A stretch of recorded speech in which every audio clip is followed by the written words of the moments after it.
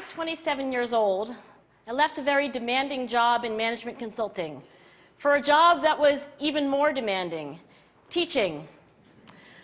I went to teach 7th graders math in the New York City public schools.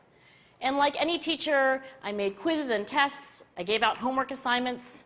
When the work came back, I calculated grades. What struck me was that IQ was not the only difference between my best and my worst students.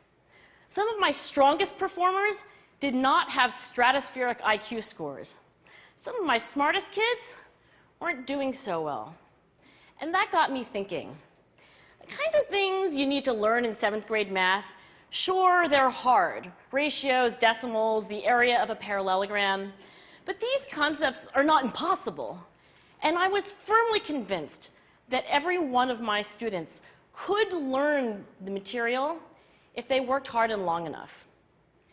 After several more years of teaching, I came to the conclusion that what we need in education is a much better understanding of students and learning from a motivational perspective, from a psychological perspective. In education, the one thing we know how to measure best is IQ. But what if doing well in school and in life depends on much more than your ability to learn quickly and easily?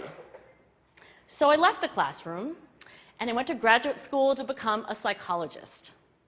I started studying kids and adults in all kinds of super challenging settings. And in every study, my question was, who is successful here and why? My research team and I went to West Point Military Academy. We tried to predict which cadets would stay in military training and which would drop out. We went to the National Spelling Bee and tried to predict which children would advance farthest in competition. We studied rookie teachers working in really tough neighborhoods, asking which teachers are still going to be here in teaching by the end of the school year. And of those, who will be the most effective at improving learning outcomes for their students? We partnered with private companies asking which of these salespeople is going to keep their jobs and who's going to earn the most money. In all those very different contexts, one characteristic emerged as a significant predictor of success. And it wasn't social intelligence, it wasn't good looks, physical health, and it wasn't IQ. It was grit. Grit is passion and perseverance for very long-term goals. Grit is having stamina. Grit is sticking with your future, day in, day out, not just for the week, not just for the month, but for years, and working really hard to make that future a reality. Grit is living life like it's a marathon, not a sprint. A few years ago, I started studying grit in the Chicago public schools.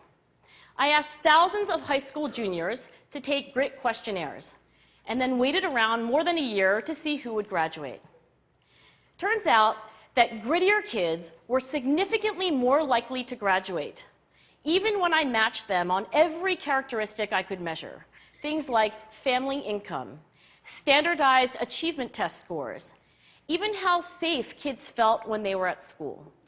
So it's not just at West Point or the National Spelling Bee that grit matters, it's also in school, especially for kids at risk for dropping out.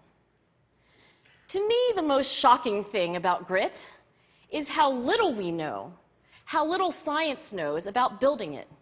Every day, parents and teachers ask me, how do I build grit in kids?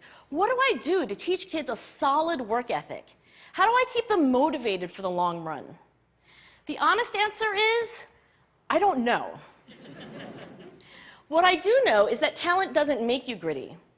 Our data show very clearly that there are many talented individuals who simply do not follow through on their commitments. In fact, in our data, grit is usually unrelated or even inversely related to measures of talent.